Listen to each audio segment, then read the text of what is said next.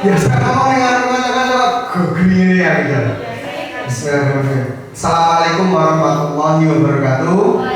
Yang kami hormati Bapak Kepala Sekolah dan Ketua KKG Bapak Supriyono SPD MPD serta Bapak Ibu Guru anggota KKG kelas 4. Terima kasih atas waktu yang diberikan. Untuk hari ini izinkan saya untuk mendiseminasikan berbagi praktek baik mengenai budaya positif. Jadi selama 1 bulan yang lalu kami di Guru Penggerak sudah mempelajari modul 1, yaitu modul 1.1 hingga modul 1.4. Nah, inilah yang akan kami diseminasikan kepada Bapak Ibu semuanya di KKG kelas 4. Bapak dan Ibu semuanya, disiplin positif menurut teori kontrol atau teori pilihan dari Dr. William Glasser, yang pertama adalah kita tidak bisa mengontrol orang lain, hanya diri kita sendiri yang dapat mengontrol kita. Jadi tidak bisa kita itu membuat anak jadi pintar, karena bagi saya nggak bisa membuat anak itu pintar. Yang bisa membuat mereka pintar adalah diri mereka sendiri. Percuma kalau kita memberikan berbagai macam model, metode belajar pembelajaran, tapi kalau dari dalam diri murid kita tidak ada kontrol untuk ingin pintar, mereka tidak memperhatikan, mereka mengabaikan, maka berbagai macam upaya yang kita lakukan akan jadi sia-sia. Nah, disinilah fungsi dari kita sebagai guru. Jangan terbiasa memaksa, mengajari, memerintah.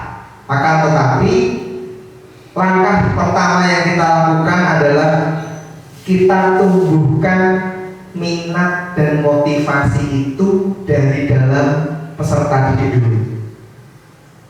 Kita munculkan minat mereka mau belajar, kita munculkan minat mereka dari rumah ingin berangkat ke sekolah, ingin bertemu kita, ingin menerima apa ya pembelajaran hari ini.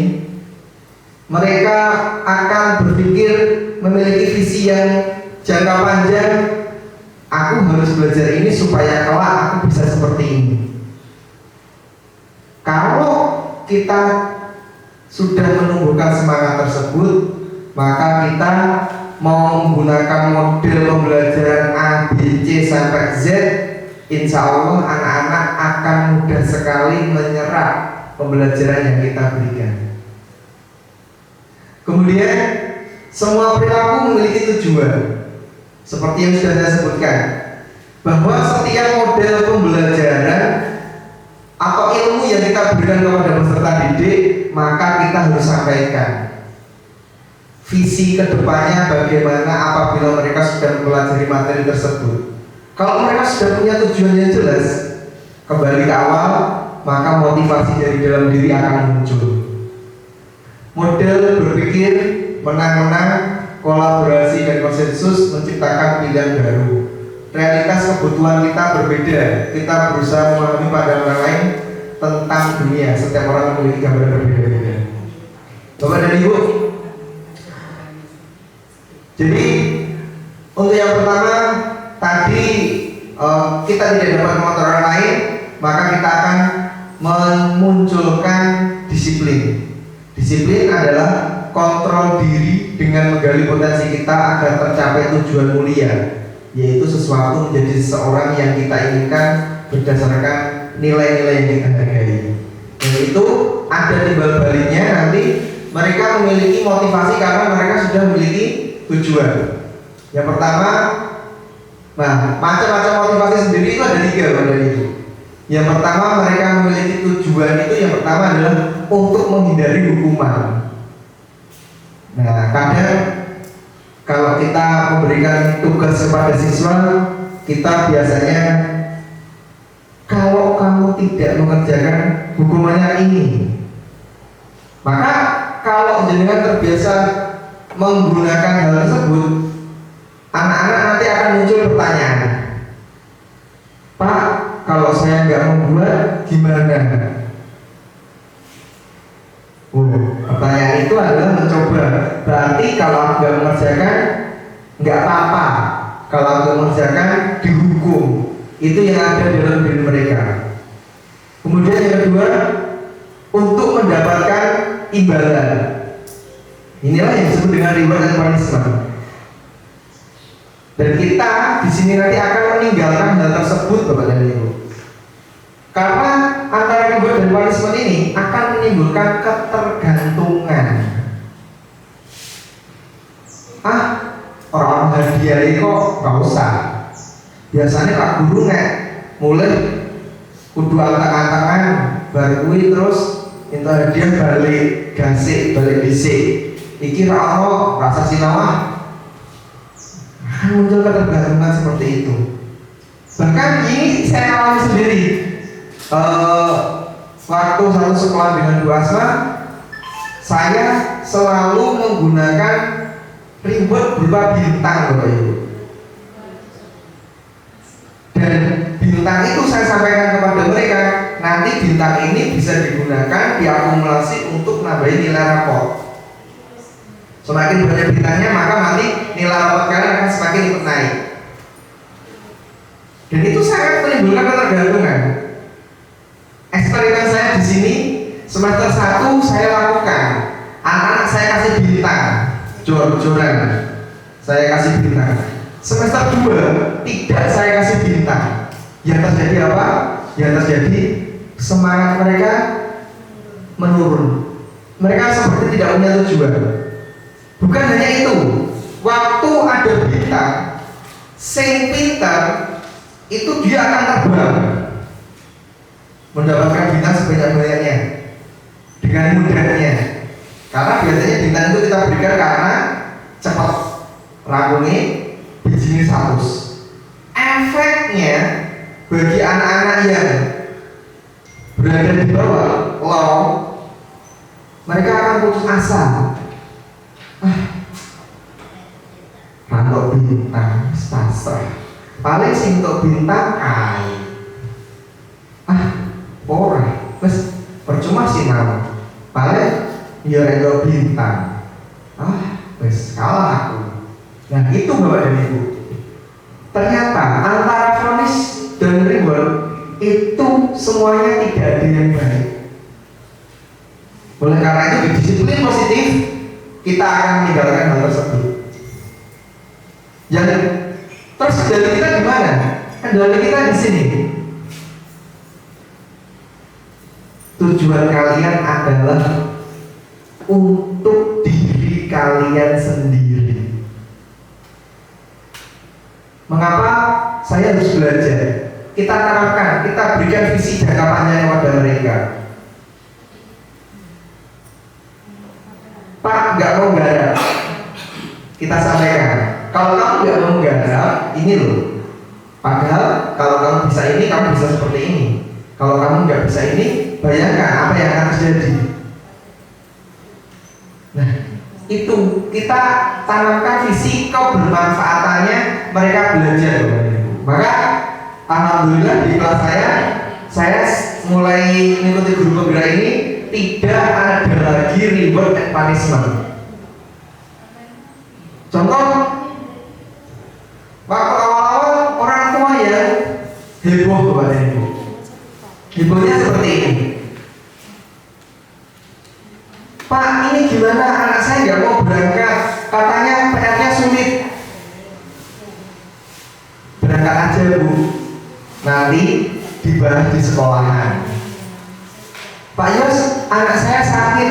Saya tahu hari itu ada PR yang harus dikumpulkan.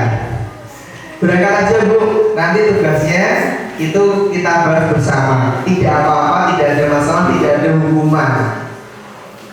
Nah, nanti mereka akan mendapatkan imbalan waktu mereka bukan imbalan, manfaatan, kebermanfaatan. Kebermanfaatannya saat ulangan mereka mendapat nilai yang bagus, kemudian mereka berhasil mengkreasi sesuatu. Maka ada wujudnya nanti adalah nilai-nilai kebajikan universal yang akan menjadikan keyakinan kelas itu upaya kita untuk memberikan tujuan kepada peserta didik.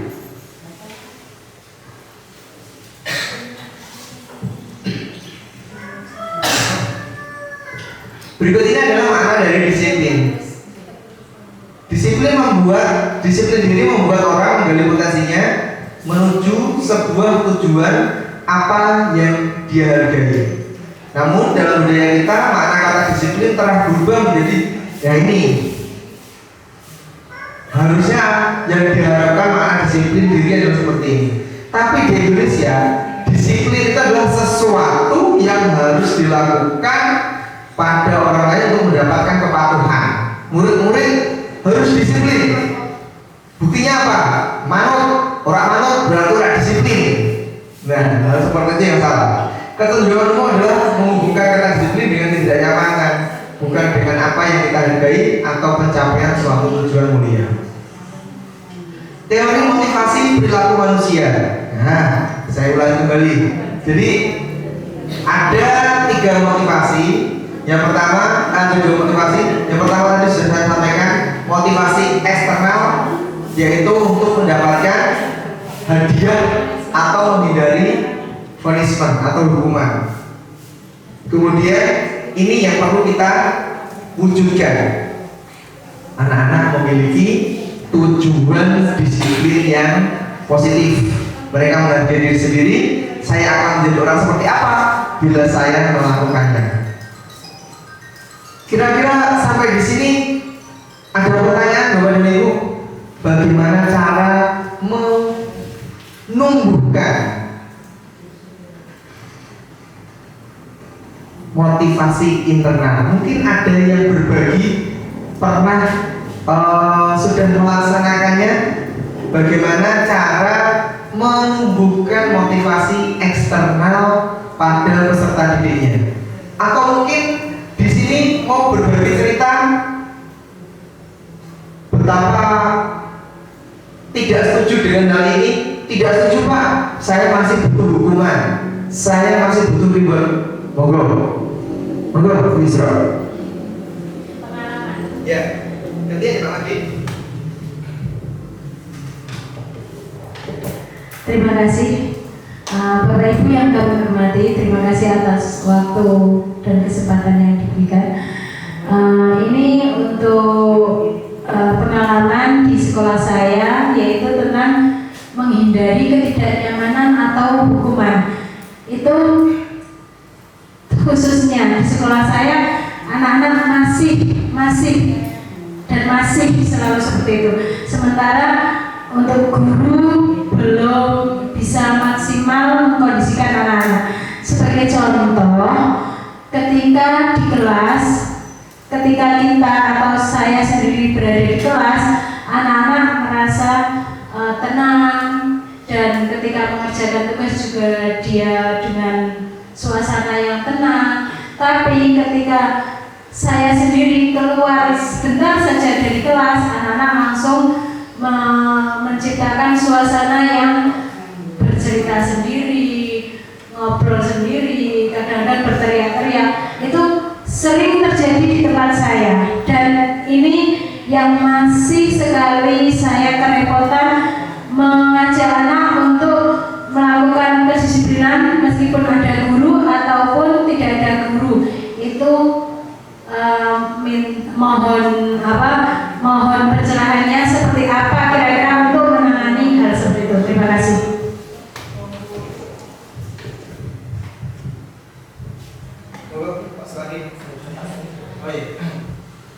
Terima kasih atas waktu yang diberikan. Di sini Pak Yus sudah menjelaskan banyak sekali materi tentang diseminasi berbagai taktik baik budaya positif. Nah, di sini sudah ada teori menurut Dr. William Gieser, di mana yang salah satunya berikutnya adalah Anda tidak bisa mengontrol orang lain, hanya Anda yang bisa mengontrol diri Anda sendiri. Nah, saya hanya digambarkan di sekolah saya, di mana pada setiap hari Senin itu diadakan upacara. Dan pas upacara itu dimulai jam 7 pagi, diikuti oleh semua warga sekolah, termasuk siswa dan guru. Nah, jam 7 pagi itu sudah dimulai, tapi setelah berjalan upacara bikin aja ya, banyak yang terlambat datang, akhirnya bisa mengganggu proses upacara tersebut. Akhirnya seiring berjalan waktu, sekolah mengambil kebijakan jika jam 7 pagi upacara sudah mulai, pintu gerbang ditutup, sehingga yang terlambat itu tidak bisa masuk ke sekolah. Yang adalah mereka yang terlambat merasa bersalah atas tindakannya itu tidak tepat waktu untuk mengikuti upacara. Tapi ternyata bukan anak saja yang terlambat, ada beberapa guru yang terlambat. Nah itu anak merasa iri karena kenapa siswa saja yang tidak boleh masuk, sedangkan guru boleh masuk. Nah di situ siswa merasa iri. Nah setelah di kantor saya itu ada transaksi dengan guru, cari tahu ternyata guru tersebut sudah berangkat gaji atau awal dari rumah, tapi itu ketutup dengan kereta karena kebetulan desa saya itu sini melewati kereta dan 80% itu melewati kereta tersebut. Akhirnya guru tersebut terlambat datang ke sekolahan lebih dari jam 7 pagi. Nah, bagaimana saya untuk ini pertanyaannya bagaimana saya untuk memotivasi guru tersebut agar bisa memberikan contoh kepada anak agar anak itu tidak merasa iri, karena yang berhubungan itu hanya anak saja, yang punya itu tidak.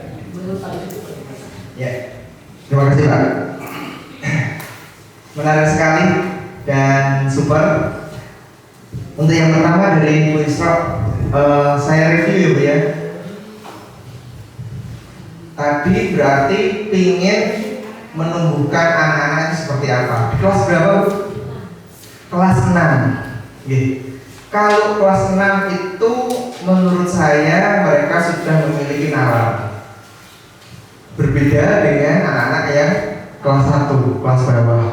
Nah, kalau untuk menumbuhkan kesadaran pada diri peserta didik yang sudah kelasnya kelas 6, maka kita bisa melakukan restitusi. Restitusi tersebut di mana setelah mereka melakukan kesalahan yang menurut kita tidak baik, maka anak-anak di dalam kelas kita kondisikan terlebih dahulu. Jadi kita langsung menuju restitusi ya, karena kebetulan pertanyaannya juga nanti cocok dengan dari Pak Mardi. Sebelum seperti saya memberikan solusi, kita cek dulu. Ciri-ciri restitusi itu yang pertama adalah bukan untuk menebus kesalahan, namun untuk belajar dari kesalahan. Ini sekaligus menjawab dari Pak Mardi dan Ibu Isra. Jadi saat kita menjalin komunikasi, dipastikan kita itu tidak meminta pelaku tersebut untuk menebusnya.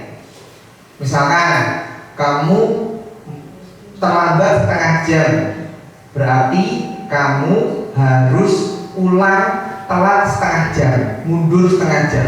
Itu artinya menebus kesalahan. Atau mungkin teman saya kalau ada kesalahan denda, telat denda 5.000, tukaran denda 50.000. Bayangkan kalau anak people the have wong duwe, anak orang kaya, dia mendekati temannya, dia pukul pok, denda nyawa, sangat mengerikan ya. Maka disinilah kita harus menghentikan adanya denda atau menebus kesalahan. Itu bukan restitusi. Kemudian yang kedua adalah memperbaiki hubungan. Ya, memperbaiki hubungan sudah jelas. Kemudian yang ketiga, tawaran bukan paksaan. Tawaran bukan paksaan. Di sini kita menawarkan kepada mereka, ini kok seperti ini, ke depan biar gak seperti ini lagi bagaimana ya? Kita tawarkan biar mereka sendiri ya mencari solusinya agar perkara tersebut tidak terulang kembali. Kemudian yang keempat, restitusi itu menuntun untuk melihat kebenaran diri. Belum tentu pelaku yang menurut kita tadi salah semuanya muncul dari dalam diri mereka secara sengaja, kadang juga secara tidak sengaja. Contoh, ada siswa berkelahi,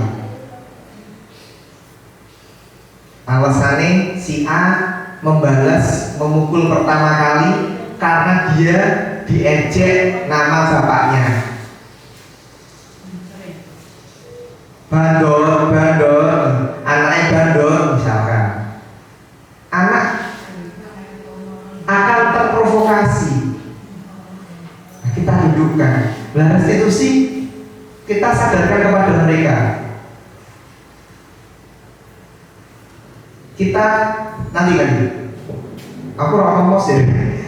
Nek kono iso panah aju ya, buasan. Belum kesenggol.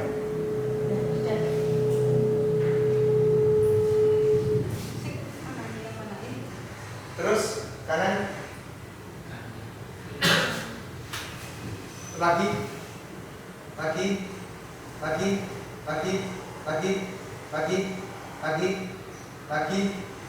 Nek. Stop. Yang pertama adalah kita menstabilkan identitas dulu. Mereka melakukan hal tersebut, itu kita sadarkan itu lumrah. Contoh bergelut, apa kok gelut? Nah, Pak mau bapakku Pak? Ya. Kalau Pak Guru orang tuanya dibegitukan, Pak Guru juga marah. Contoh Pak Guru yang ngamuk. Kita stabilkan dulu, biar dia tenang dulu. Awakmu yuran dewi, aku bisa koyo kita kamu ini. Nah, kemudian kita validasi tindakan yang salah. Awakmu nek jotos dek iki menurutmu bener kok salah? Ya salah Pak. Nah, nek salah koyo ngono kuwi akibatnya iki apa kira-kira? Dan sebagainya. Contoh yang terlambat. Ini Pak, jenengan kok terlambat kenapa? Loh kuwi Mas, ono sepur, ada kereta lewat. Nah, iya sih. Aku dhewe nek makat ono sepur lewat, ya mesti ya telat. Makanya aku ora lewat kono, aku lewatnya sing kene, ora lewat sepur omahku. Stabilkan dulu identitasnya Pak. Ya jadi tindakannya adalah restitusi. Yang pertama adalah stabilkan dulu. Kita setuju dulu dengan tindakannya. Kemudian kita validasi. Tapi yang upacara kok makate awake dhewe telat. Bocah-bocah terus do meri kaya ngono iki. Dhewe iki bener apa salah? Ya berarti salah. Ya kalau berarti dia sadar. Kita validasi dulu. Wis terus nyadar aku salah. Terus ya awake dhewe guru. Kan yo kudune iki piye? Kita pancing-pancing makanya. Yo kudune mangkate kasih, Pak. Bener. Dhewe iki kudu ngene contoh. Saiki dhewe berarti gak iso ora telat neh. Penake piye dhewe? Kayak orang bocah-bocah kira kemeri. Oh iya, itu tepat Pak orang ini. Jamnya diundurkan. Kalau upacara biasanya jam 7, berarti kita kasih upacara jam setengah 8. Apakah hal itu bisa disepakati? Ternyata Pak teman kita, yo cuma Pak ini. Mosok upacara jam setengah 8. Mungkin beliau malah berpikir seperti ini, wes bocah-bocah jebul yo koyo ngono, berarti gara-gara aku domeni, aku tak malah dikasih wis. Nah, cocok Pak. Kita munculkan hal seperti itu. Maka tergantung karakternya Pak kami ini. Ya, jadi duduknya, suasananya. Kok ngomong seperti itu kok di depan banyak orang, siapa yang mau menerima? Karena kalau kita ngomongnya seperti itu tadi di depan banyak orang, itu namanya malah melecehkan, merendahkan. Maka sebaiknya saat kita melakukan restitusi dari hati ke hati, cari tempat yang enak, tempat yang nyaman, waktu yang tepat. Seperti Bu Isra, kok tadi Bu Guru pergi, kalian kok rame ya? Bu Guru dapat laporan dari Pak Yus, kelas 6 kok rame. Yo Bu, Masih tiba-tiba. ya, kayak Bu kan Bu, kok rame ngomong, lah kayak Bu kan? Ya sih, nek memang orang guru ini Bu Guru dia yo rame. Kita akui aja, kita seperti mereka. Terus kemudian kita validasi, tapi yang awakmu rame kok menunggu mojan. Pak Yus di kelas 5 kan kira-kira terganggu orang. Iya Bu, terganggu Bu. Kayak sebelahmu kan kelas 1. Bu Guru kan sepuh. Nah, kelas kita rame. Kira-kira suaranya Bu dia tadi di kelas 1 terdengar semuanya enggak? Enggak Bu. Nah, karena kalau kita buat keramaian, kita semuanya senang, tapi kita tidak boleh melanggar, ada yang tahu, hak orang lain. Ingat kesepakatan kelas kita tidak boleh melanggar atau merusak atau mengganggu hak orang lain. Kesepakatan kelas nomor 3. Ingat ya anak-anak, ada kesepakatan kelas Pak. Nah, permasalahannya di sekolah Pak Mardi itu sebelum kita melakukan restitusi sebaiknya kita melakukan kesepakatan bersama. Bapak dan Ibu guru, kita kan sudah sepakat berangkat jam sekian. Nah, kita sadarkan ada kesepakatan itu. Nyuwun tolong Bu Isra, Bu Asma bisa kembali nanti ke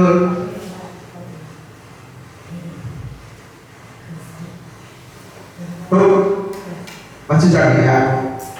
Kira-kira sudah menjawab pertanyaan Bu Isra dan Pak Mardi? Terima kasih, alhamdulillah. Bapak dan Ibu sekalian,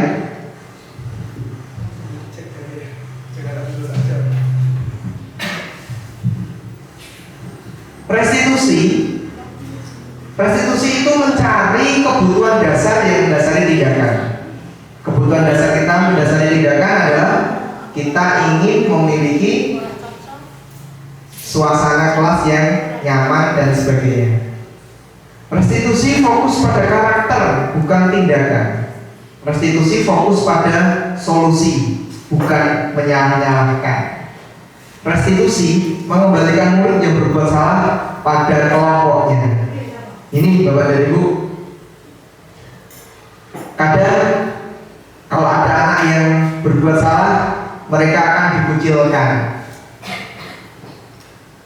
Dan di sini kalau sampai ada murid yang salah dan dikucilkan, berarti kita belum berhasil melakukan restitusi.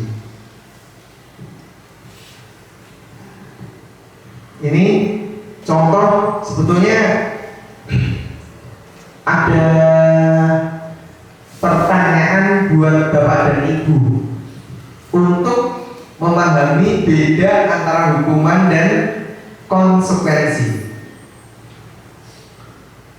Mengapa yang nomor 2 ini hukuman, sedangkan yang nomor ini adalah konsekuensi? Bedanya apa Bapak dan Ibu? Yang ini lari mengelilingi lapangan basket 2 kali karena terlambat hadir di sekolah. Selamat takonan sekolahan telat, dan dihukum 2 kali ngelilang. Ini masuknya hukuman. Sedangkan yang ini Jojo lari menuju lapangan basket 2 kali karena terlambat 10 menit dalam pelajaran PJOK. Apa ini kira-kira bedanya konsekuensi? Kalau ini konsekuensi, kalau ini hukuman. Padahal podo-podo kon lari ning lapangan. Monggo Pak Mandi. Kalau hukuman itu bisa diganti dengan kegiatan yang lain, Pak. Tapi kalau konsekuensi itu ya harus yang diterima itu, Pak. Kenapa harus diterima ini? Karena contohnya yang ini menggantikan kertas tugas yang telah dicoret-coret. Artinya kan kalau dia mencoret-coret punya teman, berarti kan punya teman masih ada, Pak. Jadi dia itu harus menerima itu, harus mengganti seperti itu. Dan terus yang kedua ini lari mengelilingi lapangan basket 2 kali karena selama 10 menit belajar PJOK. Nah ini kan secara tidak langsung dia sudah olahraga duluan, Pak, sebelum teman-teman olahraga. Terus bedanya dengan yang ini sama? Pada lari 2 kali. Nah kalau itu kan tidak olahraga, Pak. Kalau lari 2 kali itu tidak olahraga, artinya ada pelajaran yang lain sama pelajaran apa harus pelajaran dalam kelas seperti itu, Pak. Tepat sekali Pak Mardi. Sip. Ini sudah mencerminkan guru penggerak ya. Keren. Amin. Amin. Ya. Tepat Pak Mardi. Jadi kenapa yang ini konsekuensi, sedangkan yang ini hukuman? Konsekuensi karena ini sesuai dengan jam pelajarannya. Sedangkan yang ini tidak sesuai, tidak ada kesepakatan kelas tentunya di sini. Kalau ini ada kesepakatan kelas, hubungannya apa? Olahraga, hubungi lapangan basket ada. Ini paling dari guru yang muncul karena emosi. Teman gue, ngumpul lapangan. Seperti itu. Ini tipe guru yang putus asa, tidak bisa memunculkan kesadaran pada muridnya, tapi langsung memberikan hukuman. Keren. Ini waktu dielaborasi saya mikirnya saya Pak, ini bedanya ini dia. Tapi Pak Mardi bisa menemukan hal tersebut. Bapak dan Ibu, ini adalah beda konsekuensi dan hukuman. Hukuman adalah sesuatu yang menyakitkan, sedangkan konsekuensi sesuatu yang harus terjadi. Hukuman pasti membuat anak sakit secara fisik dan psikis dan jangkanya lama. Kalau konsekuensi membuat anak merasa tidak nyaman, itu hanya dalam jangka pendek. Wah, konsekuensinya seperti ini, sebaiknya saya tidak akan mengulangi lagi. Hukuman anak jadi sengit karo aturan, maka dia menjadi tidak disiplin lagi. Sedangkan konsekuensi dia akan menghargai disiplin. Hukuman itu paksaan, sedangkan konsekuensi adalah stimulus.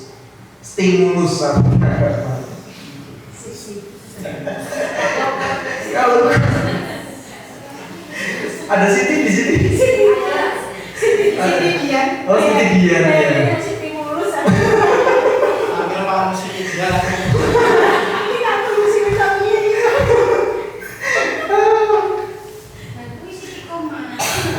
Halo Pak Ade. Selanjutnya mendorong anak menyakiti diri sendiri, itu hukuman. Konsekuensi mendorong anak agar mudah menyelesaikan diri. Hukuman konsep diri menjadi buruk, konsekuensi akan menjadi lebih baik. Hukuman anak belajar untuk menyembunyikan kesalahan. Nah ini ngerasa banget ya Bapak Ibu. Ini yang ini sering saya temukan sebelum saya mempelajari tentang disiplin positif.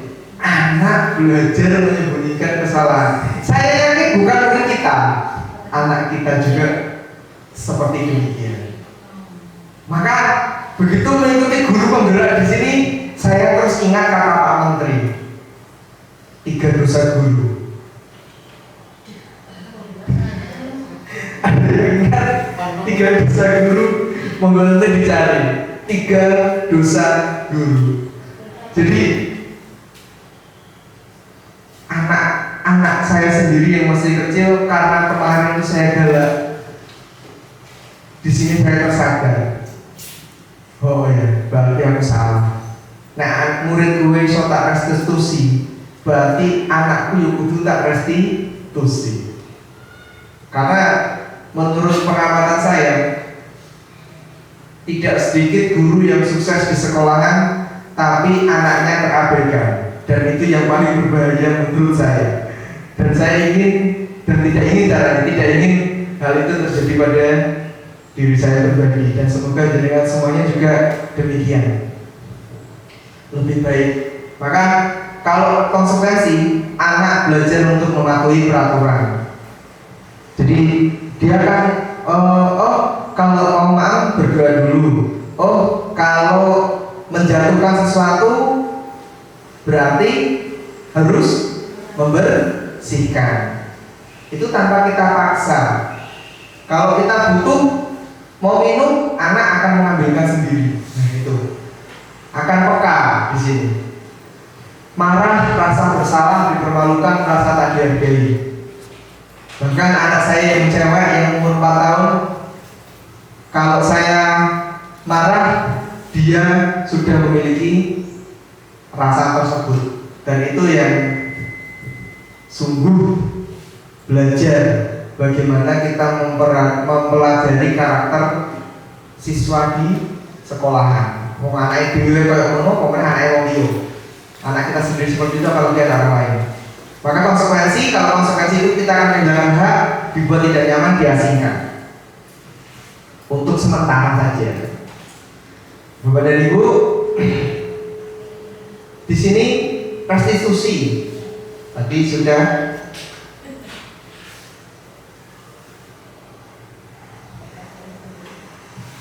awas kalau dilakukan lagi ya, awas kamu.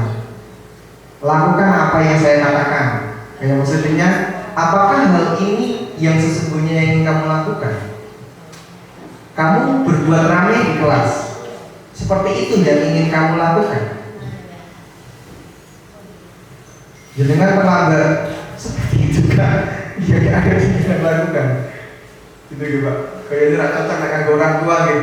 Karena nanti di guru penggerak kita akan pelajari ilmu baru Bapak dan Ibu, yaitu andragogi. Kita bukan hanya menggerakkan siswa, tapi kita juga akan menggerakkan rekan-rekan guru.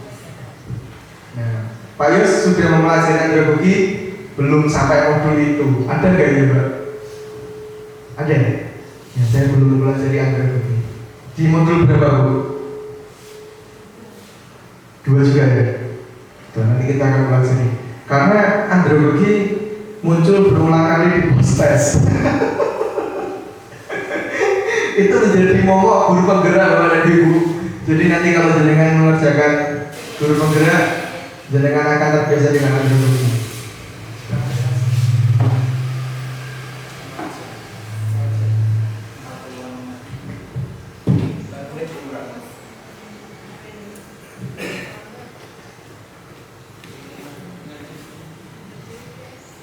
Mas Pri, kamu bisa ya?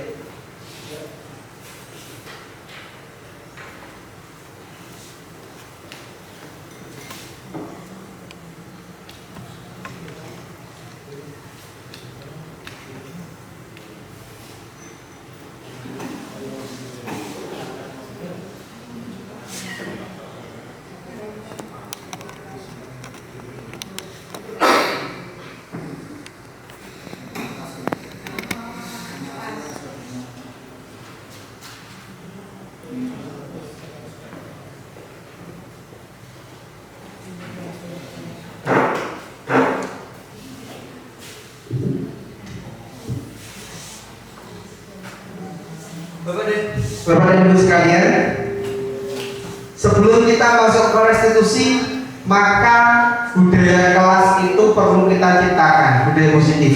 Salah satunya adalah kita langkah pertama adalah membuat keyakinan kelas.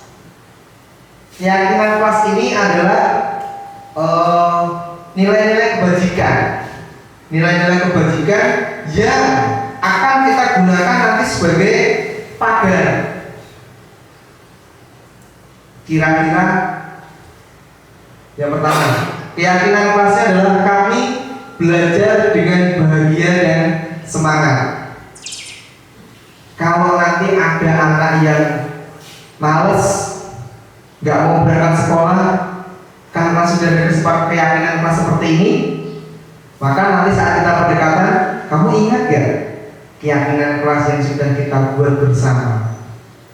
Kita harus belajar dengan semangat, dengan bahagia. Ayo, keyakinan itu kita wujudkan bersama. Apa yang buat kamu nggak mau berangkat enggak? Seperti itu. Bu, ternyata dia ada masalah dengan temannya, atau mungkin malah dia ada masalah dengan kita karena kita pernah tidak sengaja membentak ataupun menyakiti hatinya. Nah ini kita gunakan. Kemudian yang kedua, keyakinan kelas yang lain adalah kami rukun dan saling menghormati. Nah ini Bapak dan Ibu, rukun dan saling menghormati ini akan menjadi pagar yang sangat luar biasa. Bocah rebutan. Ayo, kesepakatannya adalah rukun. Bocah koyo-koyoan, kembali keyakinan kelas kita apa?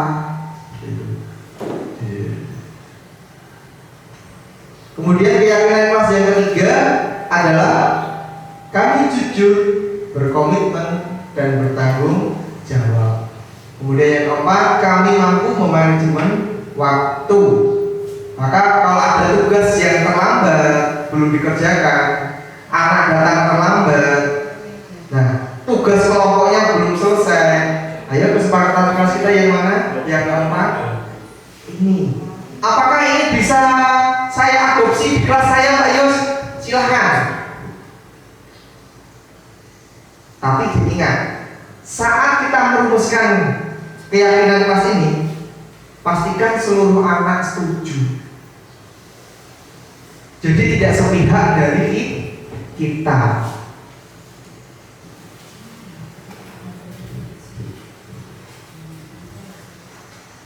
Praktik baik membuat kenyamanan di kelas. Mungkin tadi Bu Isra sudah lihat di saya, walaupun anak-anak tadi masih agak canggung karena ada Bu Isra. Setiap pagi anak-anak itu kalau dengan saya tidak saling, tapi mereka sukanya antara tos tangan five ataupun gini. Kalau yang anak-anak cewek, mereka senang, kadang senang, ada yang senang tos, ada yang senang cium pipi, tangannya dicium ke pipinya. Tapi kalau yang anak-anak lagi langsung propor. Dan mereka kalau belum tos balik meneh, aku belum tos. Artinya mereka sudah nyaman di kelas saya. Awal-awal dulu sebelum saya munculkan seperti ini, mereka sama saya itu sangat takut, pedih, karena saya terkenal guru yang disiplin. Kalau tugas ya harus dikerjakan, kemudian yang lain-lain itu terkenalnya seperti itu.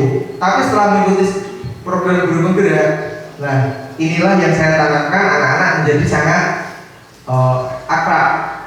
Kenyamanan yaitu kondisi di mana kita merasa diri kita dihargai, aman, senang, dan tidak ada beban.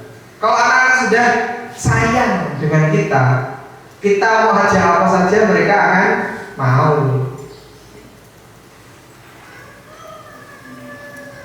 Bapak dan Ibu, di sini ada 5 tipe guru.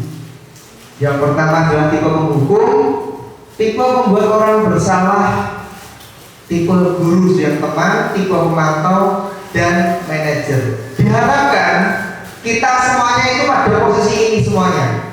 Jadi bukan suatu pilihan. Posisi 1, 2, 3, 4 semoga itu adalah masa lalu. Tapi setelah ini mari kita semuanya menjadi manajer di kelas kita masing-masing. Manajer di sini bukan diasumsikan ke dalam ekonomi atau bisnis nih. Tapi manajer di sini contohnya seperti ini. Mengkondisikan peserta didik sehingga memunculkan perasaan untuk memiliki tujuan motivasi dari dalam diri mereka sendiri untuk berubah lebih baik. Nah, tipe penghukum biasanya menghardik, menunjuk-nunjuk, menyakiti, menyindir. Kalimat menyindir itu dosa kita yang lalu sering banget ya. Ayo, sopo sing padahal kita semuanya tahu sing adalah hanya satu anak itu misalkan. Nah, mohon untuk tidak melakukan hal tersebut lagi karena hal itu sangat tidak nyaman bagi peserta didik. Kemudian membuat orang merasa bersalah. Gurunya itu sukanya berceramah dan mengatakan kamu tuh boyo seharusnya gini. Oh, ibu kecewa dengan kamu. Membuat orang merasa bersalah seperti itu, nanti akibatnya adalah balik bu,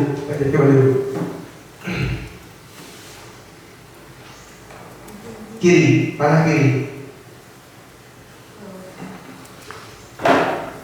Nisor, nah, kanan, nisor atas, ya. Hasilnya nanti anak akan menyembunyikan kesalahannya. Aduh, kok nek bu guru ngerti, gue bu guru gak sayang kamu lagi. Maka dia akan menyembunyikan, belajar berbohong. Kemudian kalau sebagai teman nanti dia akan ketergantungan. Ayolah demi ibu, masa kamu tidak mau? Nggak, tidak, ibu pernah bantu kamu loh. Ini biasanya anak-anak. Kalau anak teman ingat ya, jangan perhatikan ya, yang anak-anak kelas rendah. Aku kayak mau, ini tak kayak sih. Masa produk kayak ini seorang tak kayak menang. Mau, nah, itu nanti akibatnya adalah ketergantungan. Kemudian tipe pemantau. Tipe pemantau ini kaya malaikat rotik-rotik. Ayo wingi wis ping pira kowe? Kowe wis ra mangkat ping 5. Tugas kowe ora bola-bali nganti catatane Pak Guru kebak. Janjimu wingi ngene, iki jebol lakoni meneh. Ngerti peraturan-aturannya? Ngerti kan? Nah, ini nadanya agak lebih tinggi, maka akibatnya nanti dia akan tertib kalau hanya ada kita. Kalau nggak ada guru, maka dia tidak tertib. Ya, kalau tipe manajer, maka dia akan melakukan restitusi. Bapak dan Ibu sekalian, untuk bisa menerapkan disiplin yang positif, maka kita harus memperhatikan kebutuhan dasar manusia. Ada 5 Bapak dan Ibu. Bertahan hidup, kasih sayang, penguasaan, kebebasan, dan kesenangan. Jadi murid melakukan pelanggaran, hasilnya mereka itu butuh salah satu dari ini.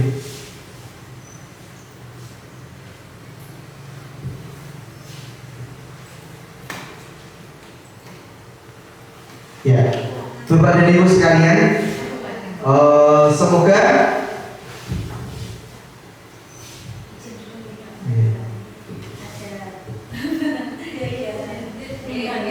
Makasih ya.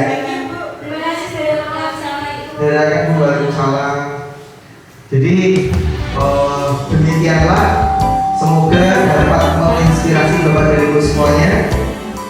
Ke depan kita bisa menjadi guru yang menerapkan disiplin positif di kelas kita. Demikian dari saya, kurang lebihnya mohon maaf yang sebesar-besarnya. Wassalamualaikum warahmatullahi wabarakatuh. Sang pengubah negeri bergerak pasti, berbagi dan mengabdi, religi dan mandiri, solusi untuk negeri. Bergerak cerdaskan bangsa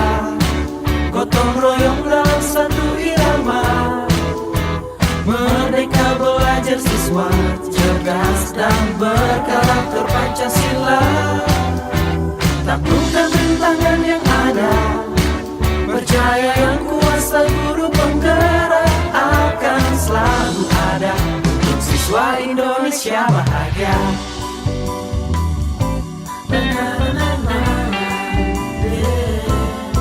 Sehangat sang mentari, secerah sang pelangi, sambutlah kami sang pengubah negeri. Guru penggerak pasti berbagi dan mengabdi, religi dan mandiri, solusi untuk negeri.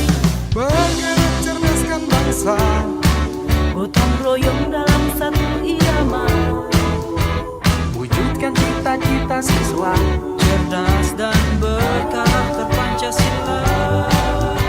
Taklukkan rintangan yang ada, percaya yang kuasa guru penggerak akan selalu ada untuk siswa Indonesia bahagia.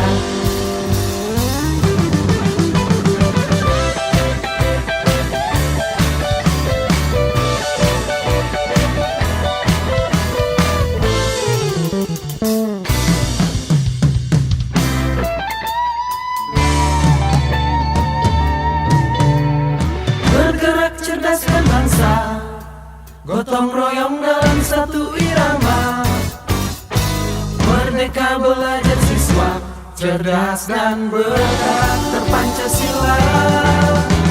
Taklukkan rintangan yang ada, percaya yang kuasa guru penggerak akan selalu ada untuk siswa Indonesia bahagia.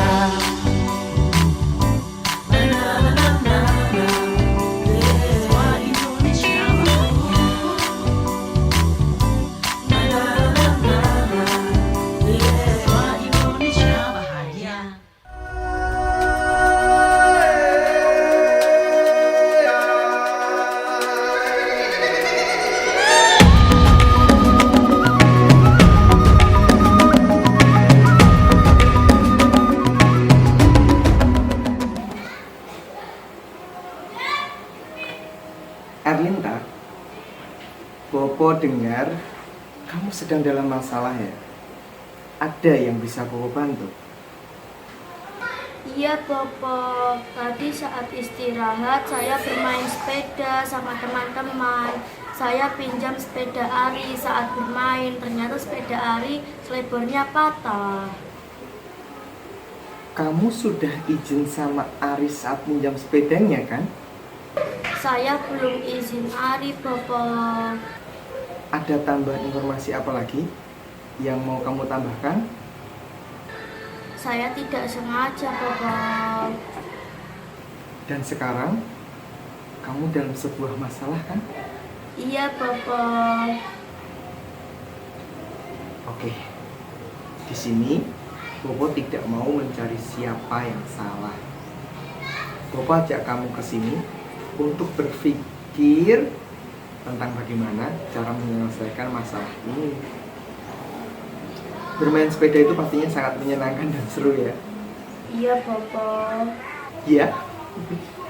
Bopo bisa lihat kamu pasti merasa senang. Tapi kesenanganmu itu jangan sampai merugikan orang lain, sehingga kamu dalam masalah kan saat ini. Iya Bopo. Baiklah, sekarang kita bicara tentang keyakinan kelas. Apa yang sudah kita percaya dan yang mana yang belum kamu tunjukkan? Menghormati hak orang lain Bopo. Bagus, kamu ingat hal itu. Ketika kamu pinjam sepeda tanpa izin hingga ada kerusakan pada sepeda Ari, apakah kamu menghormati orang lain? Tidak. Tapi kamu mendapat rasa senang ya tadi ya? Iya Bopo. Oke, menurut Bopo ada cara untuk mendapatkan rasa senang tanpa merugikan orang lain. Bagaimana menurutmu? Iya Bopo. untuk snowboard yang patah, kamu punya solusi? Saya mau ganti dan minta maaf sama Ari, Bobo. Bagus. Mulai sekarang, mari kita ingat selalu kesepakatan kelas kita. Dan kamu bisa selalu berperilaku lebih baik.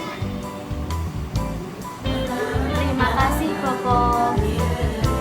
Sehangat sang mentari, secerah sang pelangi, sambutlah kami sang pengubah negeri. Guru penggerak pasti, berbagi dan mengabdi, religi dan mandiri, solusi untuk negeri. Bergerak cerdaskan bangsa, gotong royong dalam satu irama.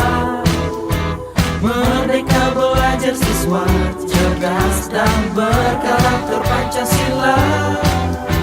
Taklukkan rintangan yang ada, percaya yang kuasa guru penggerak akan selalu ada untuk siswa Indonesia bahagia.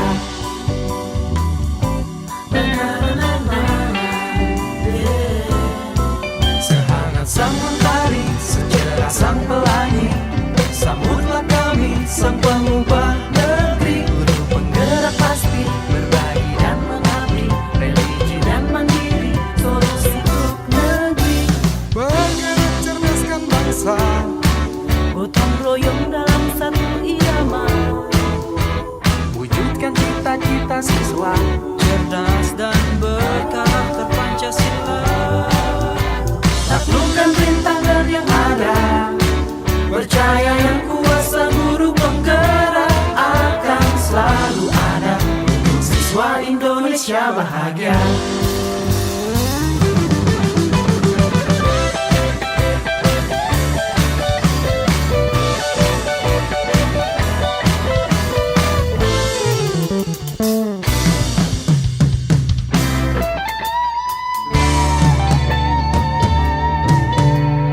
Bergerak cerdaskan bangsa, gotong royong dalam satu irama. Merdeka belajar siswa, cerdas dan berkarakter Pancasila. Taklukkan rintangan yang ada, percaya yang kuasa guru penggerak akan selalu ada untuk siswa Indonesia bahagia.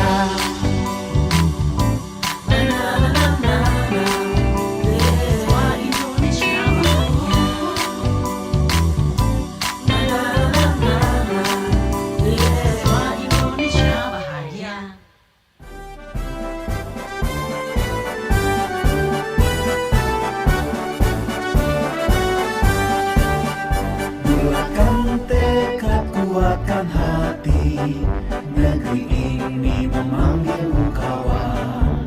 Belajar bergerak berbagi untuk negeri, guru penggerak majukan pendidikan. Guru penggerak menghamba pada murid, kreatif rancang pembelajaran. Hargai potensi, tingkatkan prestasi, lahirkan profil pelajar Pancasila.